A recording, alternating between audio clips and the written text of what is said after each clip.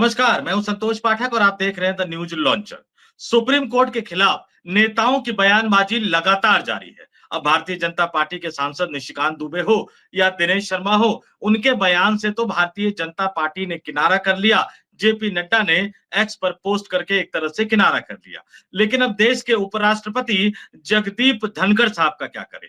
जगदीप धनखड़ साहब बात मानने को तैयार नहीं है। खुद संवैधानिक पद पर बैठे हुए हैं, लेकिन जिस संविधान के मुताबिक सुप्रीम कोर्ट का गठन किया गया, जिस संविधान ने सुप्रीम कोर्ट को शक्तियां दी है, उसी संविधान को वो मानने को तैयार नहीं है और हवाला भी वो संविधान का ही दे रहे हैं। ऐसे में सबसे बड़ा सवाल उठकर ये आ रहा है कि आखिर सुप्रीम कोर्ट के वर्तमान मुख्य न्यायाधीश जस्टिस संजीव खन्ना एक्शन कब लेंगे देश के उपराष्ट्रपति धनखड़ साहब के खिलाफ, जो कि राज्यसभा के सभापति भी है। और मैंने क्यों कहा कि धनखड़ साहब मानने को तैयार नहीं है, क्योंकि एक बार उन्होंने बयान दिया, सुप्रीम कोर्ट को लेकर कई तरह की तल्ख और अपमानजनक टिप्पणियां की। उस टिप्पणियों के बाद बाकायदा सुप्रीम कोर्ट में एक तरह से मामला भी चला गया। ये पूरा मामला सुप्रीम कोर्ट में उठा और बल्कि केरल के एक वकील ने जगदीप धनखड़ के खिलाफ सुप्रीम कोर्ट की अवमानना का नोटिस भी दे दिया। एक तरह से अवमानना के मामले को चलाने के लिए जो कि नियमों के मुताबिक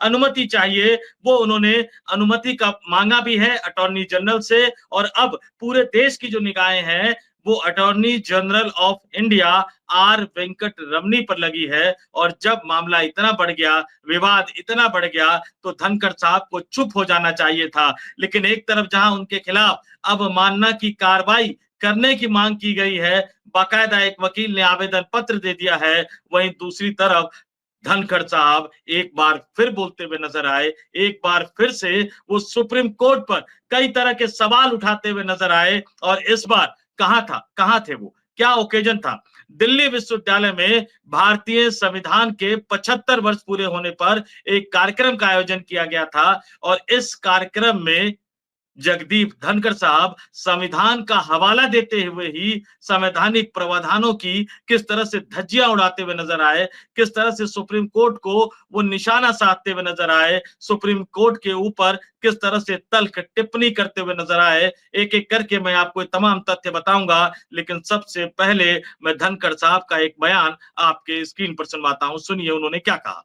Constitution is encapsulated, its essence, its worth, its nectar in preamble of the Constitution.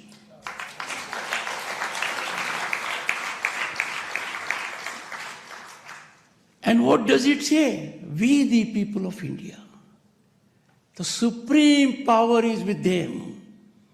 No one is above the people of India. And we, the people of India, under the Constitution, have chosen to reflect their aspirations, their desire, their will, through their public representatives. And they hold these representatives accountable, severely accountable on occasions, through elections. A prime minister who imposed emergency was held accountable in 1977. And therefore, let there be no doubt about it. Constitution is for the people, and its repository of safeguarding it is that of elected representatives. They are the ultimate masters as to what constitutional content will be. आपने सुन लिया धनखड़ साहब क्या बोल रहे हैं। वकील है, कानून के माहिर खिलाड़ी रहे हैं, तो शब्दों के साथ खेलना वो बहुत अच्छी तरह से जानते हैं। कौन सी लाइनों को बोलना है और कौन सी लाइनों को इग्नोर कर देना है, ये भी वो अच्छी तरह से जानते हैं। उन्होंने देश में आपातकाल का जिक्र किया, जो कि 1975 में उस समय की प्रधानमंत्री इंदिरा गांधी ने लगाया था। और ये भी उन्होंने कहा कि लोकतंत्र में जनता मालिक होती है और जनता ने 1977 में इंदिरा गांधी को एक तरह से सबक सिखा दिया।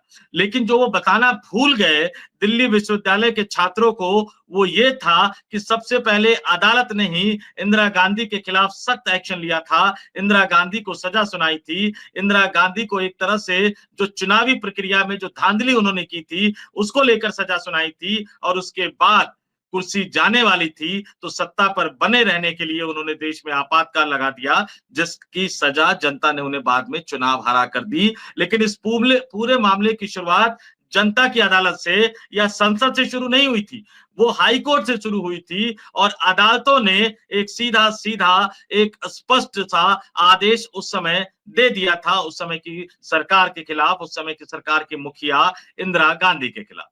तो उस मामले का जिक्र तो कर रहे हैं धनखड़ साहब, लेकिन आज जब अदालत केंद्र सरकार के फैसलों पर, केंद्र सरकार द्वारा बनाए गए कानूनों पर सवाल उठा रही है, सवाल पूछ रही है, राज्यपाल और राष्ट्रपति द्वारा एक राज्य की विधानसभा द्वारा लंबे समय तक विधेयकों को लटकाने पर सवाल पूछ रही है, आदेश जारी कर रही है, तो धनखड़ साहब बिलबिलाते हुए नजर आ रहे हैं। और यहां एक बार फिर से सवाल उठ रहा है कि ये सिर्फ संयोग है या एक बहुत बड़ा प्रयोग है। लगातार सुप्रीम कोर्ट के फैसलों पर सवाल उठाना, भारतीय जनता पार्टी के नेताओं का एक एक करके सामने आना, पहले उपराष्ट्रपति का बयान देना, फिर भारतीय जनता पार्टी के लोकसभा सांसद निशिकांत दुबे का सामने आना, उनका वो सुप्रीम कोर्ट पर कई तरह की तल्ख टिप्पणियां करते हुए नजर आए, और फिर जेपी नड्डा ने किनारा तो कर लिया, लेकिन निशिकांत दुबे के समर्थन में जिस तरह से भारतीय जनता पार्टी के पूर्व सांसद सुब्रत पाठक निकल कर आ गए, असम के मुख्यमंत्री हेमंता बिस्वा शर्मा निकल कर आ गए, भारतीय जनता पार्टी के पूर्व राष्ट्रीय महासचिव जो कि अमित शाह के काफी करीबी है, अभी मध्य प्रदेश सरकार में मंत्री हैं, कैलाश विजयवर्गीय भी एक तरह से सुप्रीम कोर्ट पर कटाक्ष करते हुए निशिकांत दुबे के समर्थन में आ गए। निशिकांत दुबे भारतीय जनता पार्टी के अध्यक्ष द्वारा डांटे जाने के बावजूद अपने स्टैंड से पीछे हटने को तैयार नहीं है, और वही उपराष्ट्रपति जगदीप धनखड़ ने अवमानना के मामले में अनुरोध जाने के बावजूद, उनके खिलाफ अवमानना के मामले में अटॉर्नी जनरल से जो अनुरोध किया गया है उसके बावजूद भी शांत होने को तैयार नहीं है, और एक बार फिर से वो सुप्रीम कोर्ट पर सवाल उठाते जा रहे हैं। और सवाल भी कैसे उठा रहे हैं? तथ्यों को आधा अधूरा पेश करके पूरे तथ्यों को वो इस देश की जनता के सामने नहीं रख रहे हैं, और यहीं से उनकी मंशा पर कई तरह के सवाल उठते हैं।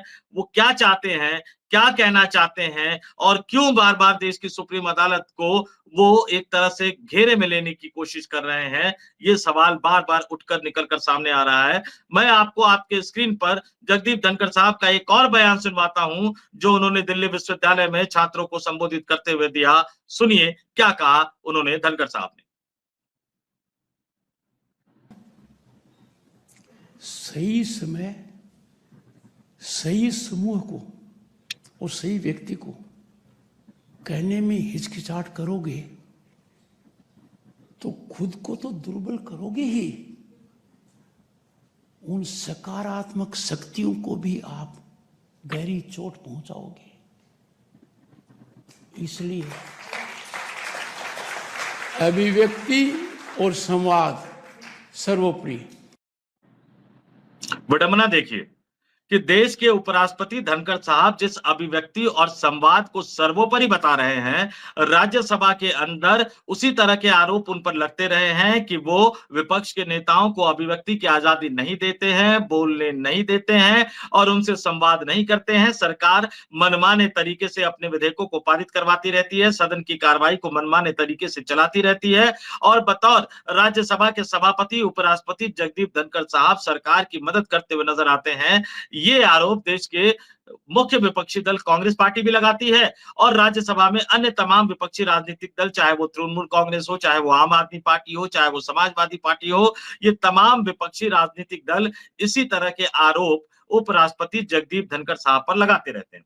अब उनके तमाम पॉइंट्स को, जो उन्होंने जो संवाद की बात कही उसका मैंने एक तरह से आपके सामने रख दिया। अब जो जो पॉइंट उन्होंने कहा उसके बारे में भी मैं एक एक करके आपको बताऊंगा, और फिर उसका असली रुख क्या है, असली पक्ष क्या है या दूसरा पक्ष क्या है, वो भी आपके सामने रखूंगा। उपराष्ट्रपति ने कहा कि संवैधानिक पद अलंकरण नहीं है, लोकतंत्र में प्रत्येक नागरिक सर्वोच्च है। अब राष्ट्रपति का पद एक संवैधानिक पद है, अगर वो अलंकरण नहीं है तो क्या वो सक्रिय पद है? क्या प्रधानमंत्री के रहते हुए इस देश में कोई भी राष्ट्रपति प्रधानमंत्री के तौर पर कार्यपालिका के सारे अधिकार अपने हाथ में लेकर इस देश की सरकार चला सकता है? नहीं चला सकता, कतई नहीं चला सकता। ये बात धनखड़ साहब भी बखूबी समझते हैं, लेकिन मैंने कहा ना, वो आधा सच बताने की कोशिश कर रहे हैं, क्योंकि पूरा सच अगर बताएंगे, अगर सारी चीजें बताएंगे, तो खुद उनकी अपनी पोल खुल जाएगी। और इसीलिए मैं कह रहा हूं कि कमजोर तर्कों और तथ्यों के साथ जब वो सुप्रीम कोर्ट पर हमला बोलने की कोशिश करते हैं, सुप्रीम कोर्ट पर निशाना साधने की कोशिश करते हैं, तो ये सवाल उठकर आता है कि ये सहयोग है या सिर्फ प्रयोग, कि पूरी की पूरी सरकार की पार्टी से जुड़े नेता और संवैधानिक पद पर बैठे उपराष्ट्रपति धनखड़ साहब सब एक ही सुर में सुप्रीम कोर्ट को उसके हद की याद दिला रहे हैं और ये बता रहे हैं कि संसद सर्वोच्च है। अब जरा इसके लिए भी आगे बात कर लेते हैं कि संविधान जनता के लिए है और निर्वाचित प्रतिनिधि इसके संरक्षक है। बिल्कुल सही बात है कि संविधान जनता के लिए है। संविधान में, लोकतांत्रिक शासन में जनता सर्वोच्च होती है, लेकिन यही जनता विधायकों को चुनती है, यही जनता सांसदों को चुनती है। आप जब संसद के सर्वोच्च अधिकारों की बात कर रहे हैं, तो विधानसभा जो कि जनता द्वारा चुनी गई है, अगर वो कोई कानून, कोई अधिनियम पास करती है, तो राज्यपाल और राष्ट्रपति उसको अनियमित तरीके से लंबे समय तक कैसे लटकाए रख सकते हैं? ये सवाल, ये बात तो उठना ही चाहिए। और सुप्रीम कोर्ट ने इसी पर आदेश दिया था। सुप्रीम कोर्ट ने यही कहा था कि राज्य की विधानसभा ने अगर कोई कानून पारित किया है, तो आखिर राष्ट्रपति या राज्यपाल अनियमित समय तक कब तक उसको लटकाए रख सकते हैं, कब तक उसको टाले रख सकते हैं। और इसलिए उन्होंने 3 महीने की समय सीमा तय कर दी थी और उसके बाद पूरी की पूरी सरकार और संवैधानिक पद पर बैठे हुए तमाम लोग एक तरह से बौखलाते हुए नजर आते हैं। अब इस देश में संविधान क्या कहता है? लोकतंत्र में, लोकतांत्रिक शासन में जनता सर्वोच्च है, जनता मालिक है, संसद सर्वोच्च है। ये बात बिल्कुल सही है, लेकिन बैलेंस ऑफ पावर का भी एक कंसेप्ट है जो कि हमारे संविधान के निर्माताओं ने सोचा था। और आज मैं कुछ कानूनी और संवैधानिक पहलुओं को भी इस स्टोरी के माध्यम से हमारे दर्शकों, न्यूज लॉन्चर के दर्शकों के सामने रखना चाहूंगा।